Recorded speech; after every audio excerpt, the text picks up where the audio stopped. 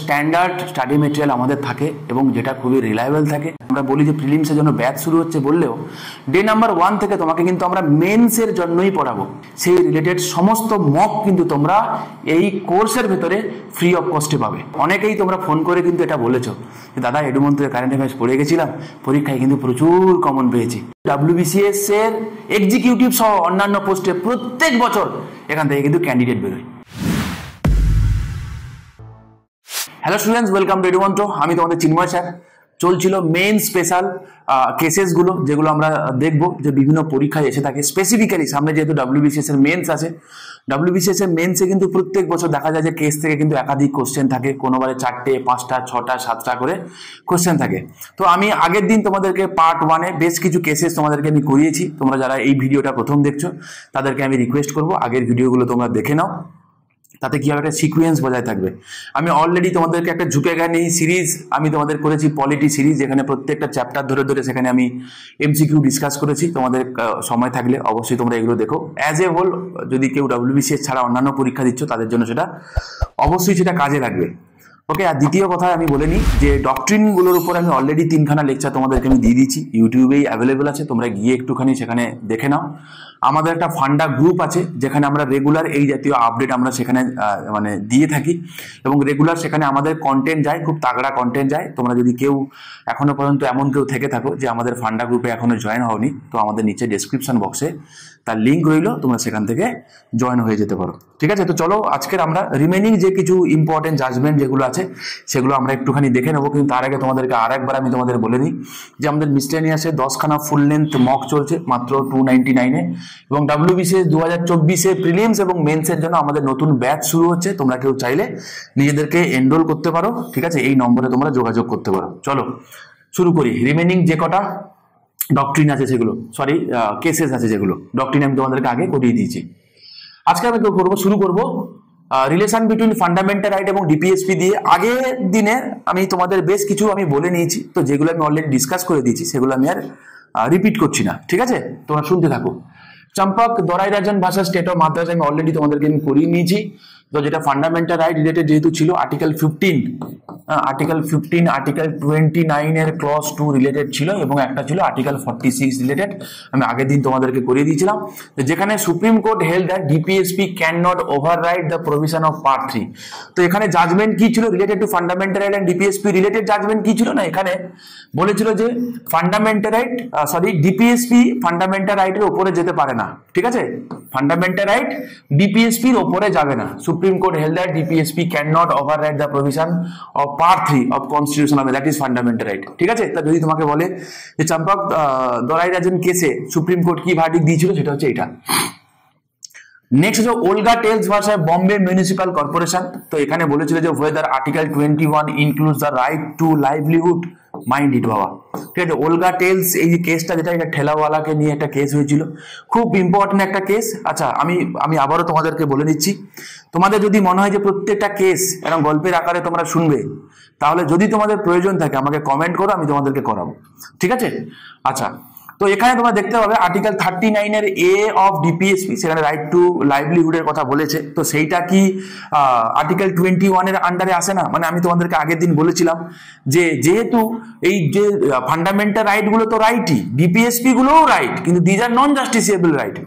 এবং কথা হয়েছিল এটা যে যখন স্টেটের কাছে অ্যাডিকুয়েট রিসোর্সেস আসবে, সেই জন্য এই নন জাস্টিসিয়েবল DPSP গুলোকে জাস্টিসিয়েবল রাইটে কনভার্ট করে। ঠিক আছে, তো যেখানে দেখতে পাবো রাইট টু লাইভলিহুড, সেটা আর্টিকেল 39 এর A তে আছে DPSP। তো ওলগা টেলস কেসে এটা বলেছিল যে ওয়েদার আর্টিকেল 21 না, সেটা রাইট টু লাইভলিহুড আসে কি না, তখন বলেছিল কি DPSP আর fundamental in the governance of the country, so equal importance should be given to meaning and concept of fundamental right. তো এখানে ওলগা টেলসে কি বললো যে DPSP গুলো fundamental in the governance of the country. পরীক্ষায় তোমাকে জিজ্ঞাসা করবে যে which provision of the Indian constitution is fundamental in the governance of the country. তো মাথায় রাখবে ফান্ডামেন্টাল বলেছে মানে ফান্ডামেন্টাল ডিউটি না, বা ফান্ডামেন্টাল রাইটসও না, গভর্নেন্সের কথা বলেছে, সেটা কি হয়ে যাবে বাবা, তোমার DPSP হয়ে যাবে। ঠিক আছে, তাহলে এখানে ভার্ডিক্ট কি দিয়েছিল তাহলে, যে DPSP আর fundamental in governance of the country, so equal importance দিতে বলেছিল কাকে কাকে, না ফান্ডামেন্টাল রাইট এবং DPSP কে। ঠিক আছে, মাথায় রেখো। নেক্সট হচ্ছে মিনার্ভা মিলস কেস। আমি অলরেডি তোমাদেরকে আমি 3-4 আমি পড়িয়ে দিয়েছি, বিভিন্ন রিলেটেড ছিল, আমি এখানে কিছু বলিনি। এখানে harmony and balance between fundamental right and ডিপিএসপির কথা, এটা পরীক্ষায় একাধিকবার এসছে, আবারও আসবে। আচ্ছা, Bandhua Mukti Morcha versus union of India কেসে কি বলেছিল না, right to live human dignity free from exploitation enshrined under Article 21 derives its life and breath from DPSP। তাহলে কি বলছে article 21 a human dignity free from exploitation এগুলো ডিপিএসপি থেকে ডিরাইভ হয়েছে, এবং স্পেসিফিক্যালি বলে দিয়েছে আর্টিকেল 39 এর এফ, আর্টিকেল 41, আর্টিকেল 42 থেকে। তোমরা জানো রাইট টু ওয়ার্কের কথা আছে, ম্যাটারনিটি রিলিফের কথা আছে, তো এইখান থেকে কি হয়েছে না, life to human dignity and free from exploitation, এটা কি হয়েছে, ডিরাইভ হয়েছে। ঠিক আছে, তো মাথায় রেখো কোথায়, Bandhua Mukti Morcha versus union of India কেসে। নেক্সট কি আছে, separation of power related, separation of power মানে separation of judiciary from executive article 50 তে আছে। তো এই রিলেটেড কেস, তিনখানা কেস খুবই important case, IC Golaknath versus state of Punjab. শুধু জিনিসটা মনে রাখো যে এই রিলেটেড কেস কি ছিল, এই কেসগুলো তোমাদের আমি অলরেডি পড়িয়ে দিয়েছি। কেশবানন্দ ভারতী কেস আমি তোমাদের পড়িয়ে দিয়েছি, ইন্দিরা নেহরু গান্ধী ভার্সাস রাজারাম, এটাও তোমাদেরকে আমি পড়িয়ে দিয়েছি। নেক্সট হচ্ছে ordinance making power related case. তোমাকে কি দেবে বলে নিচের কোন কেসটা related to ordinance making power, বাস এরকম করে দেবে। তো এই কারণে আমি দিয়ে দিয়েছি সেপারেশন অফ পাওয়ার রিলেটেড নিচের কোনটা একটা কেস দেখে রাখো, এইগুলো হচ্ছে সেই কেস, ইম্পর্টেন্ট কেস। ঠিক আছে, কুপার কেস খুব ইম্পর্টেন্ট কেস, এখানে দিলাম আমি ordinance making power, Cooper case, popular Cooper versus union of India case. Appointment of জাজেস কেস, 4টে কেসই আছে, 4টে কেসই হাই ভোল্টেজ ইম্পর্টেন্ট, 4টে কেসই ইম্পর্টেন্ট, লাস্ট ইয়ার মেন্স এখান থেকে কোশ্চেন ছিল। ঠিক আছে, আমার প্রয়োজন, আমার কর্তব্য এটা যে তোমাদেরকে গাইড করা সঠিকভাবে, বাকিটা তোমাদের ইচ্ছা, সকলেই তোমার ইচ্ছা। ঠিক আছে, তোমাদের যা ভালো বলে মনে হবে করবে, আমার যেটা ভালো বলে মনে হচ্ছে আমি তোমাদেরকে পড়িয়ে দিচ্ছি, তোমাদের রিকোয়েস্ট করছি দেখে যাও, এখান থেকে কিন্তু কমন পেয়ে যাবে, একদম জেনুইনলি বলছি। চলো, SP Gupta versus union of India, যেটাকে আমরা ফার্স্ট জাজেস কেস বলি, ইটসেলফ এটা ইম্পর্টেন্ট যে ফার্স্ট জাজেস কেস যেটা, সেটা অ্যাকচুয়ালি কোন কেসের আরেক নাম, সেটা হচ্ছে SP Gupta versus union of India case. ঠিক আছে, কি বলেছিল এখানে না, Supreme Court gave a literal meaning to the word consultation appearing in the article 124 and article 217 of the constitution of India। Basically কি হয় বলতো, সুপ্রিম কোর্টের বিচারপতিদেরকে অ্যাপয়েন্ট করার সময় কি করা হয় না, কনসাল্ট করা হয়। তো সেখানে কনসালটেশনের মিনিং, এই ডিটেলিং এ আমি যাচ্ছি না, ডিটেলিং এ বলতে গেলে এটা পুরোটা একটা 2 ঘন্টা সলিড ক্লাস লাগবে, ছোট্ট করে যতটুকু লাগবে আমি বলে দিচ্ছি, শুনে যাও। ঠিক আছে, তো বেসিক্যালি প্রেসিডেন্ট কি করে, কনসাল্ট করে না, কার সঙ্গে কনসাল্ট করবে, কাউন্সিল অফ মিনিস্টারের সঙ্গে কনসাল্ট করবে, আর্টিকেল 74 এ আছে। তো সেই কনসালটেশনের মিনিংটা কি সেটা এখানে বলা হয়েছিল, সেখানে এখানে বলা হয়েছিল। ওকে, এবার একটা কথা তোমাদেরকে বলি, এইটা অলসো নোন অ্যাজ দ্য জাজেস ট্রান্সফার কেস, পরীক্ষা এটাও আসবে, এসপি গুপ্তা কেস। তাহলে কি রিলেটেড কেস এটা, নাম্বার 1 জাজেস ট্রান্সফার কেস, এখানে কনসালটেশনের মিনিং এখানে ডেসক্রাইব করা হয়েছিল। কনসালটেশন মিনস কনকারেন্স, এখনো সেটা কিন্তু আসেনি, আমি পরে আসছি। ঠিক আছে, আচ্ছা এবার একটা কথা তোমাদেরকে বলে নিই, যে তোমরা জানো যে সুপ্রিম কোর্টের বিচারপতিদেরকে অ্যাপয়েন্ট করে কে না, প্রেসিডেন্ট অফ ইন্ডিয়া, রাইট। হাইকোর্টের বিচারপতিদেরকে অ্যাপয়েন্ট করে কে, এটাও কিন্তু president of India. Okay, supreme কোর্টের বিচারপতিদেরকে ওথ কে পড়ায়, প্রেসিডেন্ট অফ ইন্ডিয়া। হাইকোর্টের বিচারপতিদেরকে ওথ কে পড়ায় বলো, না না প্রেসিডেন্ট না, কে করে তাহলে, গভর্নর করায়, মাথায় রেখো। ঠিক আছে, কে করায় বাবা, গভর্নর করায়। নেক্সট আসো কি বলছে, supreme court advocates on record association versus union of India, যেটাকে সেকেন্ড জাজ কেস বলা হয়। তো এই সেকেন্ড জাজ কেসে বেসিক্যালি কি হয়েছিল জানো তো, এখান থেকে কোলাজিয়াম সিস্টেমটা এক প্রকার শুরুয়াত হয়েছিল। এখান থেকে কোলাজিয়াম মানে তখন বলেছে চিফ জাস্টিস অফ ইন্ডিয়া থাকবে এবং তার সঙ্গে আরো 2 জন থাকবে, যারা অ্যাডভাইস দেবে যে এদেরকে অ্যাপয়েন্ট করা হোক। এবং এই সেকেন্ড জাজেস কেসে গিয়ে বলা হলো কি যে না, consultation means concurrence, consultation means concurrence, শুধু এটা মাথায় রেখো। এর মানে বলতে গেলে আবারও বলছি, লম্বা ক্লাস লাগবে, এক প্রকার মুখস্থই করে নাও আপাতত, নাও। ঠিক আছে, পরে আমি তোমাদেরকে আস্তে ধীরে পড়িয়ে দেবো যদি তোমাদের মনে হয়। ওকে, কনসালটেশন মিনস কি না, কনকারেন্স। ওকে, তো কোলাজিয়াম সিস্টেমটা স্টার্ট হয়েছিল কোথা থেকে, এই সেকেন্ড জাজেস কেস থেকে। থার্ড জাজেস কেসে হলো কি, থার্ড জাজেস কেস বেসিক্যালি কোলাজিয়াম সিস্টেমের রিলেটেডই ছিল থার্ড জাজেস কেস।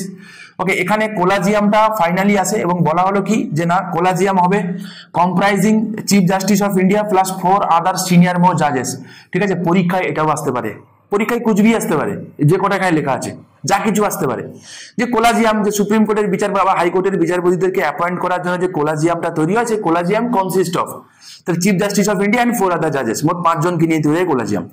এদের মধ্যে এরা কি, কোলাজিয়াম কি করে, প্রস্তাব দেয়, কাকে প্রস্তাব দেয়, প্রেসিডেন্টকে। তো সেই অনুযায়ী প্রেসিডেন্ট কি করে না, এই জাজেসদেরকে অ্যাপয়েন্টও করে, ট্রান্সফারও হয়।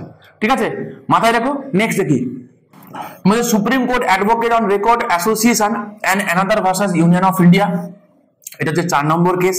এবং এই কেসটা মূলত হয়েছিল এনজ্যাক নিয়ে, ন্যাশনাল জুডিশিয়াল অ্যাপয়েন্টমেন্ট কমিশন নিয়ে। ন্যাশনাল জুডিশিয়াল অ্যাপয়েন্টমেন্ট, তোমরা জানো 99th কনস্টিটিউশন অ্যামেন্ডমেন্ট অ্যাক্ট করে এনজ্যাক তৈরি করা হয়েছিল। এবং এই কেসে supreme court advocate on record association and other versus union of India কেসে কি করা হলো, এই এনজ্যাককে কি করা হলো, নাল অ্যান্ড ভয়েড ডিক্লেয়ার করা হলো।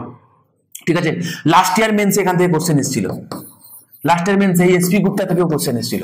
তো কুছ ভি পুছ सकता है, কুছ ভি। আমি এগুলো ইম্পর্টেন্ট বলে আমি লাল লাল করে দিয়ে দিয়েছি, বুঝতে পারছো আশা করি। চলো নেক্সট, চলো দেখি কি বলেছে। নেক্সট চলো, Kihoto Hollohan versus Zachillhu and others 1992 তে। তো এখানে সুপ্রিম কোর্ট কি ভার্ডিক্ট দিয়েছিল কত, Supreme Court struck down the condition laid down in 10 schedule. তো এটা 10 schedule related, Kihoto Hollohan case ছিল রিলেটেড টু 10 স্কেডিউল। সেখানে বলেছিল কি, that the decision of the presiding officer is not subject to judicial review. ঠিক আছে, তো কি বলেছিল, তো সেইটাকে স্ট্রাক ডাউন করেছিল। মানে ওখানে বলা হয়েছিল যে, তোমরা জানো আশা করি, আমি বলে নিই একটা কথা, 10 স্কেডিউলে কি আছে যাওয়ার আগে আমি বলিনি। 10 স্কেডিউলে কি, অ্যান্টি ডিফেকশন আছে, রাইট? তো তারপর আর্টিকেল 102 তে ডিসকোয়ালিফিকেশনের কথা বলেছে, আর ওদিকে আর্টিকেল 191 তে ডিসকোয়ালিফিকেশন আছে। এটা হচ্ছে স্টেট লেজিসলেচার, এটা হচ্ছে পার্লামেন্ট, পার্লামেন্টের মেম্বারদের কথা বলছি, তাই তো। এবার এছাড়াও আর একটা ডিসকোয়ালিফিকেশন আছে, যেমন 10 স্কেডিউলের কথা আছে, আছে তো আর্টিকেল 102 এর ক্লজ 2 তে 10 স্কেডিউলের কথা বলা আছে। এবারে এই অনুযায়ী যদি ডিসকোয়ালিফিকেশন হয়, মূলত 102 বা 191 রিলেটেড যদি কেউ ডিসকোয়ালিফিকেশন হয় না, পার্লামেন্টের ক্ষেত্রে এটা করে প্রেসিডেন্ট ইলেকশন কমিশনের সঙ্গে কথা বলে পরামর্শ নিয়ে, আর এটা করে গভর্নর, এটাও তাই ইলেকশন কমিশনের সঙ্গে কথা বলে, যদি সেটা অ্যান্টি ডিফেকশন না হয়ে থাকে। বোঝা গেল? যদি অ্যান্টি ডিফেকশন হয়, তাহলে সেক্ষেত্রে দেখা যায় কি, যিনি প্রিজাইডিং অফিসার যিনি আছেন, ঠিক আছে, তো সেই প্রিজাইডিং অফিসার ডিসাইড করেন। এবারে একটা সময় ছিল যখন প্রিজাইডিং অফিসার যে ডিসিশন নিত সেটাকে চ্যালেঞ্জ করা যেত না। তো কিয়োটো হল্যান্ড কেসে কি করলো, সেটাকে এখন চ্যালেঞ্জ করা যাবে। তাই বললো কি, সুপ্রিম কোর্ট স্ট্রাক ডাউন করেছে 10 স্কেডিউলের এই প্রভিশনটাকে। ঠিক আছে, যে জুডিশিয়াল রিভিউর আওতায় আসবে না, তাহলে এখন কি হবে, এখন জুডিশিয়াল রিভিউর আওতায় আসবে। এবং এখন কিন্তু তাই হয়, এখন জুডিশিয়াল রিভিউর আওতায় আসে। ঠিক আছে, 10 schedule under judicial review, constitutional validity of anti defection law. ঠিক আছে, মাথায় রেখো এটা। নেক্সট আছো সায়রা বানু কেস, এটা খুব ইম্পর্টেন্ট একটা কেস। সায়রা বানু কেস 2016 সালে হয়েছিল। এই কেসে সুপ্রিম কোর্ট ডিক্লেয়ার করেছিল কি, ট্রিপল তালাকের কথা। তো সেই ট্রিপল তালাককে ইলিগাল ডিক্লেয়ার, আনকনস্টিটিউশনাল ডিক্লেয়ার করেছিল বাই 2/3 মেজরিটি, মানে 3:2 মেজরিটিতে। 3 জন হ্যাঁ বলেছিল, 2 জন না বলেছিল। ঠিক আছে, তো এটা মাথায় রেখো। এটা ট্রিপল তালাক বা তালাক ই বিদাত, ওকে, তালাক ই বিদাতকে আনকনস্টিটিউশনাল ডিক্লেয়ার করেছিল। তো সায়রা বানু বেগম এই কেসটা রিলেটেড টু ট্রিপল তালাক। নেক্সট হলো নবতেজ সিং জোহর কেস, এটাও খুব ইম্পর্টেন্ট কেস, 2018 সালে হয়েছিল। তো এখানে হোমোসেক্সুয়ালিটিকে এখানে ক্রিমিনালাইজ করা হয়েছে, সেকশন 377 অফ আইপিসি।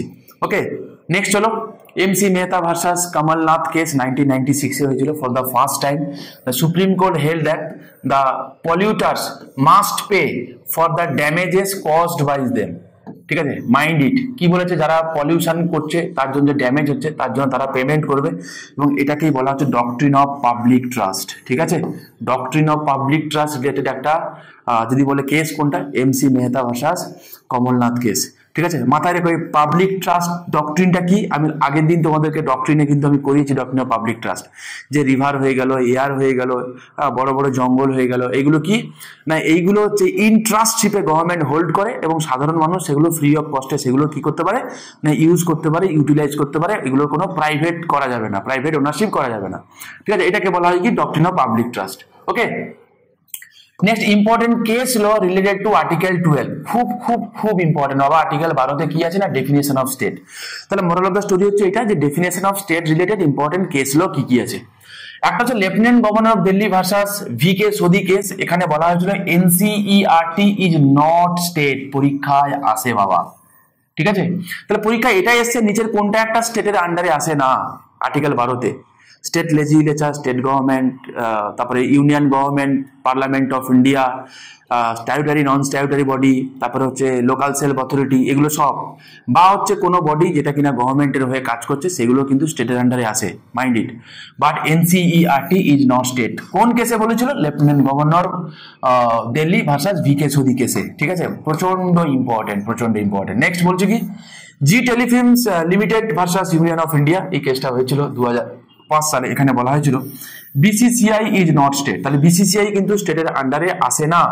নেক্সট আসো, এটা সম্ভবত লাস্ট ইয়ারে মেন্সে এসেছিল, R D Shetty versus international airport authority কেসে, যেটা হয়েছিল 1979-এ। সেখানে বলা হয়েছিল এয়ারপোর্ট অথরিটি অফ ইন্ডিয়া এটা কিন্তু স্টেটের আন্ডারে আসে। লাস্ট ইয়ার মেন্স এই কোশ্চেনটা এসছে। নেক্সট হলো K M Nanavati versus state of Maharashtra case. এটা খুব ইম্পর্টেন্ট একটা জাজমেন্ট ছিল সেই সময়কার, কারণ এটা ছিল one of the last cases under jury system. একটা সময় জুরি সিস্টেম ছিল, তো এখন আর সেই জুরি ট্রায়াল আর নেই, তো ঠিক আছে মাথায় রেখো। তো এটা ছিল pardoning power of the governor, basically special leave petition article 136, সেই রিলেটেড এই কেসটা ছিল। জাস্ট এইটুকুনি মাথায় রেখো, it's more than enough. Next হলো Hussainara Khatoon versus home secretary state of Bihar, 1979-এ হয়েছিল। কি বলেছিল?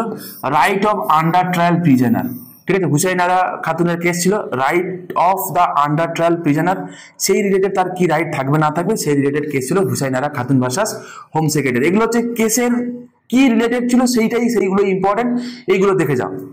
নেক্সট হচ্ছে ADM Jabalpur versus Shivkant Shukla case, যেটা হচ্ছে 1976-এ। ভয়ঙ্কর ভয়ঙ্কর ভয়ঙ্কর ইম্পর্টেন্ট, মাথায় রাখতে হবে এটা কিন্তু বিফোর 1978, কারণ তখন আর্টিকেল 20 এবং 21, যে আমরা এখন কি বলি আর্টিকেল 20 এবং 21 সাসপেন্ড হবে না বলি কিনা, সেটা তো করা হয়েছিল 44th constitution amendment অ্যাক্টে।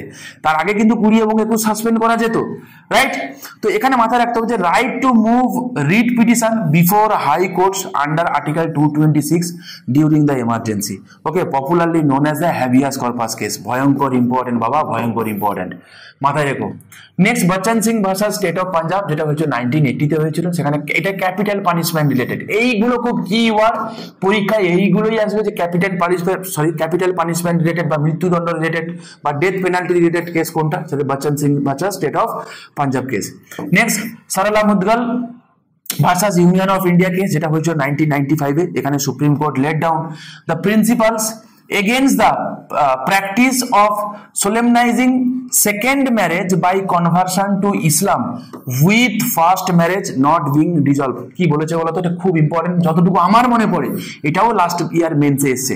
Sarala Mudgal কেসে এটা বলা হয়েছে যে একজন ব্যক্তি, ঠিক আছে, একজন ব্যক্তি সে কি করলো, আবার একটা বিয়ে করলো এবং সে রিলিজিয়ান মানে ধর্মান্তরিত হয়ে আর একটা বিয়ে করলো। তার মানে এই নয় যে আগের বিয়েটা তার ইনভ্যালিড ডিক্লেয়ার করা হবে, মাথায় রেখো, ঠিক আছে। এইটা ছিল রিলেটেড টু এটা Sarla Mudgal versus union of India case. Next কি বলছে দেখি, DK Basu versus state of West Bengal case. এটা খুব popular case related to article 21, whether the rights guaranteed under Article 21 be denied to convicts or under trial in custody। তো বলছে যে article 21 যেটা right to life and personal liberty, যারা under trial prisoner যারা থাকে তাদের কি আর্টিকেল 21 কি সামহাউ তাদের ভায়োলেট হতে পারে, তাদেরকে ডিনাইড হতে পারে। তো এখানে বলেছে establishing procedural সেফগার্ডস and elaborating a system of compensation for victims of police abuse। তো এখানে বলা হয় যারা পুলিশের দ্বারা যারা অ্যাবিউজ হচ্ছে তাদের জন্য ঠিকঠাক করে যাতে তাদের কম্পেনসেশন দেওয়া হয়, ঠিক আছে। এটাই ছিল হচ্ছে DK Basu versus state of West বেঙ্গলের কেস, ঠিক আছে, মাথায় রেখো। নেক্সট কুলদীপ নায়ার কেস, খুব important case versus union of India, 2006 সালে হয়েছিল। বলছে রিকোয়ারমেন্ট অফ ডমিসাইল, মাথায় রেখো, in the state concerned for getting elected to the council of state। তাহলে কি বলছে যে কাউন্সিল অফ স্টেটে রাজ্যসভার সিটে, রাজ্যসভায় তুমি জিততে গেলে যেই রাজ্য থেকে তুমি জিতে যাচ্ছ, ঠিক আছে, সেই রাজ্যে তোমাকে কি হতে হবে, ডমিসাইল হতে হবে, ঠিক আছে। সেই রিলেটেড কেস ছিল Kuldeep Nayar case. Principal of federalism is a basic structure of the constitution, সেটা এখানে বলা হয়েছিল, মাইন্ড ইট। নেক্সট আসো সেলভি ভার্সাস স্টেট অফ কর্ণাটকা, যেটা হয়েছিল 2010 সালের case, which rule that the use of narco analysis, brain mapping and polygraph test on individuals without their consent is unconstitutional। তোমরা জানো যে কখনো কখনো নার্কো টেস্ট করা হয়, ব্রেন ম্যাপিং করা হয়, কারণ আর্টিকেল 20 ক্লজ 3 তে এটা বলা হয় যে কারোর বিরুদ্ধে নিজের বিরুদ্ধে সাক্ষ্য প্রদান করা যাবে না, তোমরা জানো, ঠিক আছে। তো সেইটাকে এখানে বলা হয়েছে কি নিজের বিরুদ্ধে যেহেতু সাক্ষ্যদান প্রদান করা যাবে না, তো সেটা যে কারোর করা যেতে পারে কিন্তু তার উইথ কনসেন্ট নিয়ে ব্রেন ম্যাপিং বা পলিগ্রাফ এই টেস্ট করা যেতে পারে। এটা কবে বলা হয়েছিল না, Selvi versus state of Karnataka 2010 সালে বলা হয়েছিল, ঠিক আছে। নেক্সট চলো, Lily Thomas versus union of India case 2013 সালে। এখানে কি বলা হয়েছিল বলতো? Disqualification for membership of parliament and state legislatures if convicted of any offences and sentence to imprisonment for not less than 2 years. ঠিক আছে, যদি কারো 2 বছর বা তার বেশি যদি জেল হয়ে যায়, তাহলে কি হয়ে যাবে না, তার পার্লামেন্ট বা স্টেট লেজিসলেচার যে সিট আছে সেটা নাল অ্যান্ড ভয়েড ডিক্লেয়ার হয়ে যাবে। এটা Lily Thomas versus union of India কেসে এই ভার্ডিক্টটা ছিল। নেক্সট চলো, Shreya Singhal versus union of India case, খুব ইম্পর্টেন্ট কেস, এগুলো আদার্স ক্যাটাগরিতে চলে যায়। 2015 সালে হয়েছিল। Supreme Court has invalidated the section 66A of the information technology act of 2000 সালে। বেসিক্যালি বলা হয়েছিল যে ফ্রিডম অফ স্পিচ অ্যান্ড এক্সপ্রেশনে একজন ব্যক্তি সে যদি তার নিজের লেখনে যদি সোশ্যাল মিডিয়াতে পোস্ট করে, তাহলে কি তার উপরে তার কোনো রাইট টু স্পিচ অ্যান্ড এগুলো কি ভায়োলেট হয়? তো বলেছে না, ভায়োলেট হবে না যতক্ষণ না পর্যন্ত আইটি অ্যাক্ট 2000 সালের যে ক্লজ আছে সেই সেকশনগুলো যদি ভায়োলেট না করে, তাহলে তাকে অ্যাকিউজ করা যাবে না। এটা বলা হয়েছিল কোথায়? শ্রেয়া সিঙ্গল কেসে, মাথায় রেখো। নেক্সট আছো সাফিন জাহান ভার্সাস আশোকান কেএম 2018 সালে হয়েছিল। এটা বলা হয়েছিল right to a girl to marry a person of her own choice. ঠিক, একজন মহিলা, ওকে, একজন গার্ল, তো তিনি তার নিজের চয়েসে নিজের পছন্দ মতো তার পার্টনার চুজ করতে পারে, তার অধিকার তার আছে।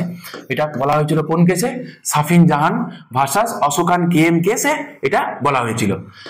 নেক্সট আছে শক্তি বাহিনী ভার্সাস ইউনিয়ন অফ ইন্ডিয়া কেসে। এটা ওনার কিলিং রিলেটেড কেস ছিল। ঠিক আছে, ওনার কিলিং তোমরা জানো আশা করি, যে লাভ জিহাদ হয় না, এটা এইগুলো আমাদের দেশেও কখনো কখনো হয়, পেপারে নিউজে আসি, বেশিরভাগ এই ইরান, ইরাক, এই সমস্ত দেশে হয়। দ্য স্টোনিং অফ সোরাইয়া বলে একটা সিনেমা আছে, আমি জানি না তোমরা কেউ দেখেছো কিনা। দ্য স্টোনিং অফ সোরাইয়া, আমি যে সিনেমাটার কথা বললাম, তোমরা কেউ পারলে সিনেমাটা দেখো। অনেক পৃথিবীতে অনেক তো পপুলার সিনেমা আছে, তার মধ্যে এই সিনেমা কি বললাম, দ্য স্টোনিং অফ সোরাইয়া বলে যে সিনেমাটা আছে, সিনেমাটা দেখো। What is owner killing, I hope তুমি বুঝতে পারবে। ঠিক আছে, আমি বললে যতটা না বুঝবে, সিনেমাটা দেখো। আমার মনে হয় সিনেমাটা দেখাটা তোমাদের প্রয়োজন রয়েছে। ওকে, কি করবে বলো তো? এত পড়াশোনা করে যখন সময় সুযোগ পাবেন, একটু ভালো ভালো সিনেমা দেখবে। হ্যাঁ, সেটা হলে কি হবে, তোমাদের নলেজও গেইন হবে, মাথাটাও ঠান্ডা থাকবে, ভালো ভালো সিনেমা দেখবে। ওকে, নেক্সট হলো কি বলেছে? আচ্ছা, বাই দ্য ওয়ে, আর একটা কথা আমি বলে নিই, তাই বলে এই নয় যে সামনে WBCS এর মেন্স আছে তার আগে এখন সিনেমা দেখার প্রয়োজন নেই। এখন রিল্যাক্স থাকো, কুল থাকো, সময় সুযোগ পেলে একটু একটু ক্লিপ দেখলে যাতে মনটা তোমার ভালো থাকে। মনটা ভালো রেখো, কোনোভাবে যেন এমন না হয়ে যায় যে সামু ডিস্টার্ব হয়ে গেলাম, যাতে আমার পরীক্ষাটা এফেক্ট হলো। মাথায় রাখবো, 4টে দিন কনসিস্টেন্টলি সকাল থেকে সন্ধ্যা পর্যন্ত পরীক্ষা দিয়ে যাওয়া 4টিখানি কথা না, এটা ইটসেলফ একটা পরীক্ষা। পরীক্ষার আগে এটা একটা পরীক্ষা যে ঠিকঠাকভাবে পরীক্ষাটা দেওয়া, বুঝলে বাবা? মাথা ঠান্ডা রাখবে, কোনো রকম ঝামেলা ঝঞ্ঝাটে যাওয়ার আপাতত কোনো প্রয়োজন নেই। যা রাগ যা আছে না আছে, ভালোবাসা সমস্ত কিছু আফটার পরীক্ষার পরেই হোক। এই কটা দিন আসো, মাথা ঠান্ডা রাখো, চুপচাপ নিজের কাজটুকু করে যাও, জাস্ট নামিয়ে দিয়ে আসো, এটাই হচ্ছে কাজ। ঠিক আছে, চলো। Lakshmibai Chandraraji, okay, Lakshmibai Chandraraji versus state of Karnataka 2021 সালের কেস। কি বলেছে? The choice of an individual selecting a partner for marriage is an integral part of dignity. ঠিক আছে, তাহলে আগে যেটা বলেছিল যে পারে, সেটা যে একটা ডিগনিটির পার্ট, সেটা বলা হলো Lakshmibai Chandraraji versus state of Karnataka কেসে। ওকে, নেক্সট আছো Farzana Batul versus union of India কেসে। Whether the right to professional education is a fundamental right. তো বলছিল যে প্রফেশনাল এডুকেশনটা কি ফান্ডামেন্টাল রাইটের পার্ট, সেটা জানতে চেয়ে এই কেসটা হয়েছিল। ঠিক আছে, তো এই ছিল মোটামুটি সমস্ত কেস রিলেটেড। আমি দুটো ভিডিওতে আমি চেষ্টা করলাম যেগুলো ইম্পর্টেন্ট ভার্ডিক্ট, সেগুলো তোমাদের সঙ্গে ডিসকাস করে নেওয়া বিফোর মেন্স। আরো বেশ কিছু কেসেস আছে, কিন্তু এইগুলো আমার চোখে মনে হয়েছিল খুবই ইম্পর্টেন্ট, যেগুলো পরীক্ষায় আসতে পারে। ঠিক আছে, আরো যদি কিছু থেকে থাকে আমি তোমাদের ফান্ডা গ্রুপে আমি কিছু পোস্ট করে দেবো বিফোর এক্সামস, সেগুলো তোমরা একটুখানি চোখ বুলিয়ে যাও আর এইগুলো দেখে যাও, আশা করি এতে তোমাদের হয়ে যাবে। ঠিক আছে, আর দু একটা কথা আমি তোমাদেরকে বলে নিচ্ছি বাবা, যদি গিয়ে দেখো যে কেস রিলেটেড এমন কিছু এসছে যেগুলো র্যাডারের কোশ্চেন, ভুল তো করা যাবে না, র্যাডারের বাইরের কোশ্চেন। ঠিক আছে, আমি কিন্তু এইগুলো তোমাদের ক্ল্যাট বলে একটা পরীক্ষা হয়, ঠিক আছে, তোমরা জানো আশা করি ক্ল্যাট। ঠিক আছে, সেই ক্ল্যাট পরীক্ষার জন্য যে ইম্পর্টেন্ট কেস ভার্ডিক্ট যেগুলো, সেগুলো তোমাদের সঙ্গে আমি আলোচনা করলাম। ঠিক আছে, এবং এখানে ওই যে ফেমাস অ্যান্ড্রু জর্জেসের বই, সেখানে আমি ট্যালি করে যা আছে মার্কেটে মোটামুটি পপুলার সোর্সটাকে কাজে লাগিয়ে আমি তোমাদের জন্য এটা বানিয়েছি। তো চিন্তা করার কোনো কারণ নেই, ভরসা রাখতে পারো, পড়ে যাও ভালো করে। এর বাইরেও তো অবশ্যই প্রচুর কয়েক কোটি কেস আছে, তো স্বাভাবিক এক জীবনে পড়ে শেষ করা সম্ভব নয়।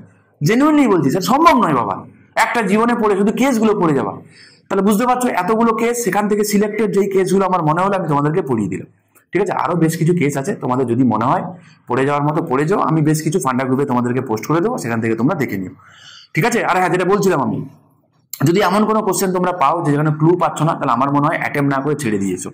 ঠিক আছে, আহামরি কিচ্ছু এসে যাবে না, কেসেস থেকে যদি 7টা-8টা কোশ্চেন এসেও থাকে, কিছু কমন কোশ্চেন তো তোমরা পাবে রে বাবা, যেগুলো পারবে, 2-3টে কোশ্চেন হয়তো নাও পড়তে পারো, ওইগুলো বাদ দিয়ে রিমেনিং যেগুলো সাবজেক্টিভ যেগুলো আছে, পলিটিক্স একদম থেকে এসছে, ফান্ডামেন্টাল রাইট, ডিপিএসপি, বোঝা গেল, তারপরে হচ্ছে তোমার প্রেসিডেন্ট, এই জাতীয় জায়গা থেকে এসে একটা কোশ্চেন যেন ভুল না হয়, একদম ঠিকঠাক সলিডভাবে নামিয়েছো, এটা কিন্তু খুবই ভালো স্কোর করে। 90+ করতেও পলিটিক্স আরামসে করা যায়। ঠিক আছে, আশা করি তোমাদের, আশা করি না, আমি তো চরম লেভেলের বিশ্বাসী যে তোমাদের পরীক্ষা সত্যিই খুব ভালো হবে, ভালোই হবে। মাথা ঠান্ডা করে তোমরা শুধু পরীক্ষাগুলো দিয়ে যাও। ঠিক আছে, আবারও বলছি, মাথা যেন ঠান্ডা থাকে, কুচবি হয়ে যায়, মাথা গরম করা যাবে না। ঠিক আছে, আর এই কটা দিন আছে, একটুখানি ডিসিপ্লিন লাইফ লিড করো। এটা হ্যাঁ একটু জ্ঞান মনে হবে, জ্ঞানমূলক মনে হবে, জ্ঞানমূলক, দক্ষমূলক, প্রয়োগমূলক আছে না, জ্ঞানমূলক মনে হবে, কিন্তু জেনুইনলি সত্যি কথা, একটুখানি এই কটা দিন আছে একটুখানি গুড হ্যাবিট করো। কারণ অনেকে তোমরা আছো হয়তো যে লেট রাইজার, ঠিক আছে, রাত্রি মানে সকালবেলা 9টা-10টার সময় ঘুম থেকে ওঠো, কিন্তু ওখানে পরীক্ষাটা তোমার 9টা থেকে শুরু হবে, বাড়ি থেকে হয়তো 6টা 6:30টার সময়, কাউকে হয়তো 5টার সময় উঠে বেরিয়ে যেতে হবে, দূর থেকে আসছে হয়তো সে, আশেপাশে থাকার মতো তার ক্ষমতা নিয়ে এফোর্ট করতে পারছে না, আসতে হবে, অনেকেই আছে। ঠিক আছে, তাহলে সেক্ষেত্রে তুমি যদি লেট রাইজার হও, তোমার পরীক্ষাটাই শুরু 9টা থেকে, মাথা কাজ করবে না, হ্যাবিটে নেই না, যেই কটা দিন আছে, এই তো আর কটা দিন আছে, নেক্সট উইকেই পরীক্ষা শুরু হয়ে যাবে প্রায় আছে। তো তোমরা এই হ্যাবিটটা অন্তত এই একটা সপ্তাহ সকাল সকাল ওঠার চেষ্টা করো। একদমই বলবো আমি, সকাল 5টা-6টার সময় উঠে পড়ো, একটু পড়াশুনো করো, একটু এক্সারসাইজ করো, যাতে অন্তত পক্ষে তোমার মাথাটা 9টা থেকে একদম অ্যাক্টিভেট হয়। বোঝা গেল? আর পরীক্ষা মানে শুধু 200টা এমসিকিউ গোল্লা পাখি আসা নয়, কিন্তু পরীক্ষা মানে হলে যাওয়া, অ্যাডমিট কার্ড সাথে নিয়ে যাওয়া, পেনটা ঠিকঠাক করে নিয়ে যাওয়া, পরীক্ষা মানে ওই যে গোল্লাগুলো আছে সেই গোল্লাগুলো ঠিকঠাক করে মানে সঠিক সময় সেগুলোকে নির্ভুলভাবে ফিল আপ করা, এবং বিফোর এক্সাম, বিফোর টাইম শেষ হওয়ার আগে ওই 200টা এমসিকিউ গোল্লা পাকিয়ে রাখাটাই কিন্তু পরীক্ষা। পরীক্ষা মানে শুধু 200টা এমসিকিউ সলভ করানো, মাইন্ড ইট। ঠিক আছে, আর একবার তোমাকে স্মরণ করিয়ে দিই, 200টা এমসিকিউ 200টা তোমাকে সলভ করতেও হবে না। ঠিক আছে, চেষ্টা করো অ্যাকুরেসিটা বাড়াতে। অ্যাকুরেসিটা যদি তোমার ঠিকঠাক থেকে থাকে, যদি 30টা-40টা কোশ্চেন যদি তোমার ছাড়াও যায়, গায়ে মেখো না, ভুল করার থেকে ছেড়ে দেওয়া ভালো। কিন্তু তুমি ঠিক করো যে আমি 140টা 150টা আমি অ্যাটেম্প করবো, 2-4টে বাদ দিয়ে রিমেনিং সব যেন ঠিক হয়। আমি এইটা তোমাকে বলছি, এই অ্যাকুরেসিটা যেন থাকে। ঠিক আছে, ভালো পরীক্ষা হবে, ভালো থেকো। দেখি ইম্পর্টেন্ট আর্টিকেলগুলো নিয়ে আমি নেক্সট ভিডিও তোমাদের বানাবো, যদি সময় থেকে থাকে। ঠিক আছে, তোমার চোখ রাখো, ইউটিউব চ্যানেলে তোমার রেগুলার ফলো করতে থাকো। ভালো লাগলে লাইক, শেয়ার, কমেন্ট করো।